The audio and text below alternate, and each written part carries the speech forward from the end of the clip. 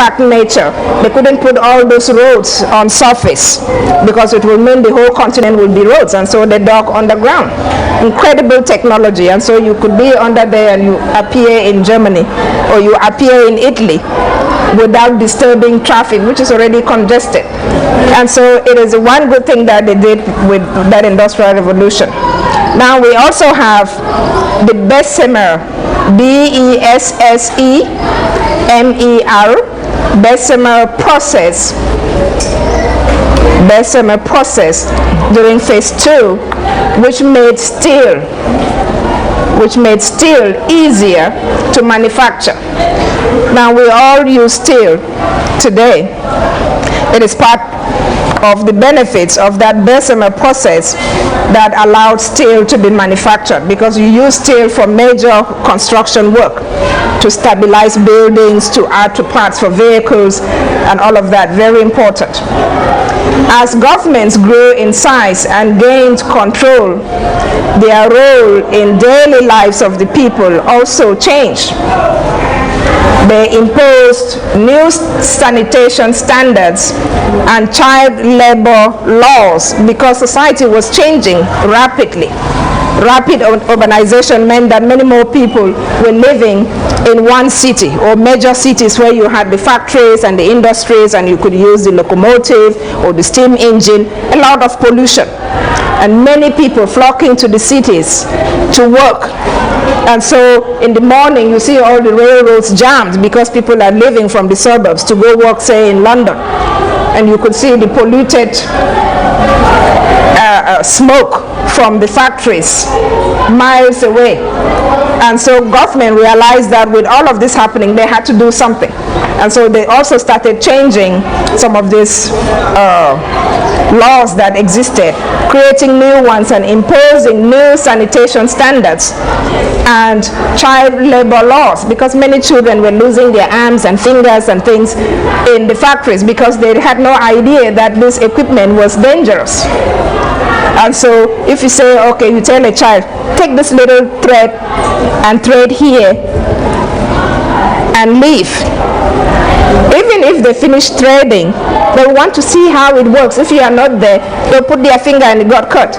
And so children were not monitored, and many of them died and some were maimed and so on. So labor laws had to be imposed. Corporations doubled the creation of new laws and regulations, and unions or trade unions were formed across the world because the situation had changed, the economy had shifted, and the working conditions of people had also shifted with so many different changes. Whereas in the past, many people in the agricultural system before the Industrial Revolution, many people married a little bit early, because they could work on the farms and feed their children and take care of business. With the Industrial Revolution in place, it also meant that the idea of getting married early had to wait, because you cannot marry if you cannot feed yourself and your wife and children. And so even in Europe, where people had 4, 5, 6 children or 7, that also changed. The family system drastically shifted because marriage became delayed because people wanted to be a little bit more established. You needed, since you were working in the factory, you needed a nice apartment in the city, not just crashing on somebody's chair because you're looking for a job. And so those things impacted the way people thought of themselves and their lives. And work hours and pay became better because of the work of trade unions and unions in general.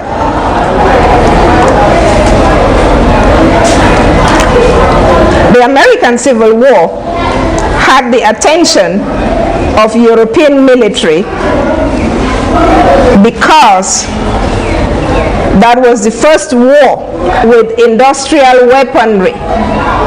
The first war with industrial weaponry and transportation systems. And so that also meant that Europeans saw the need to manufacture weaponry. ammunition, bullets, and so on and so forth. And so after the war, or after the American Civil War, manufacturers that supplied the Civil War began exporting those products to Europe.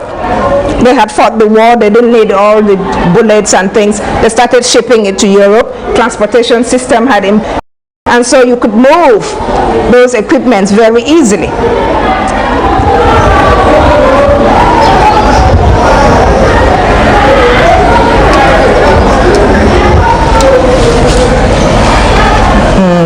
Let's see.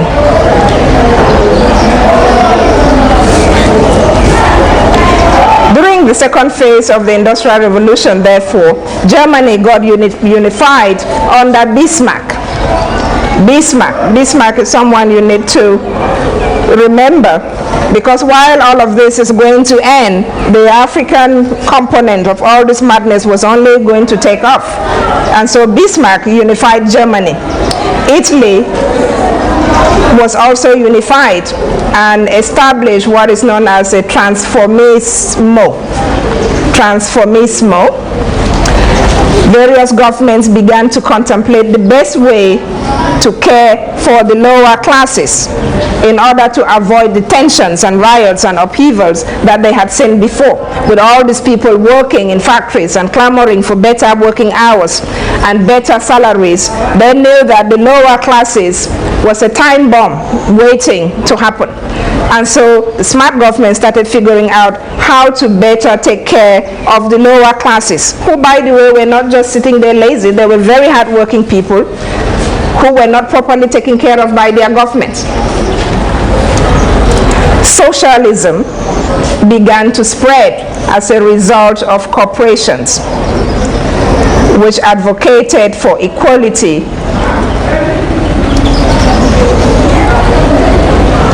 and gave state all the control. And so many more big corporations were interested in socialism, wanted equality, but allowed the state or government to have a lot of control over what they did. Karl Marx, another name that you probably have heard or that you should know, Karl Marx was a German theorist. Karl Marx, K-A-R-L, Marx, M-A-R-X, German theorist who conceptualized socialism. This led to a rise in revisionisms,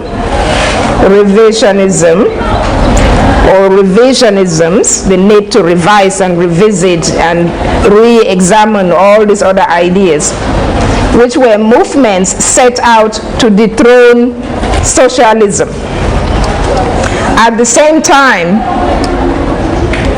feminist movements, because women are people too, and so their own challenges in addition to what other people are already facing as challenges. And so while they're struggling for votes for everybody, usually the votes are quote unquote allowed in bits and pieces. First the men, then the women in most cases get the voting rights later. And so feminist movements were beginning to spread throughout Europe as well.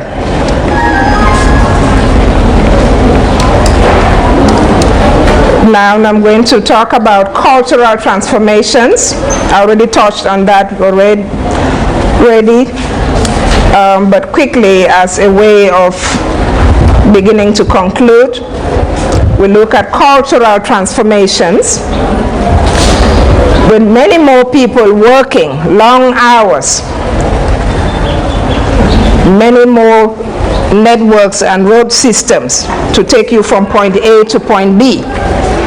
It meant that what is known as quote-unquote leisure or vacation time or holiday time or play time, mass leisure culture began to form. If you're going to work in the factory from Monday to Saturday, from 8 a.m. to 8 p.m., you have 1 day to rest. Now, that 1 day, you want to make the best of it. Some people prefer to just sleep because they are so exhausted. Others are like, wait, if I sleep, it means I'll get up tomorrow and go to work.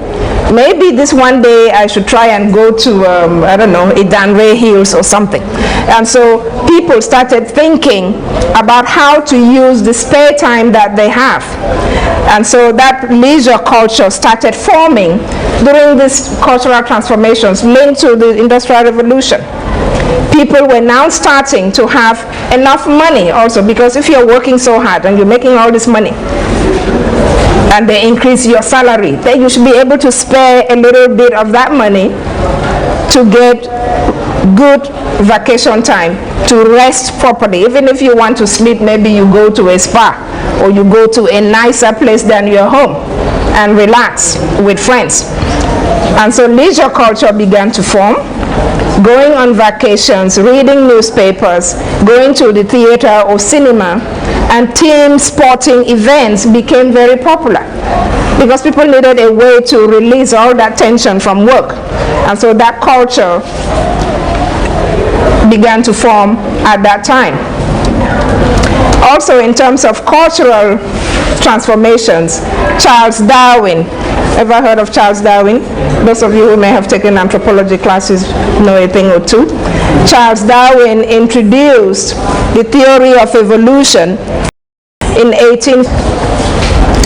You also have the idea of Romanticism as a style of art, which also began to take shape. Art at this time began to portray the intense passions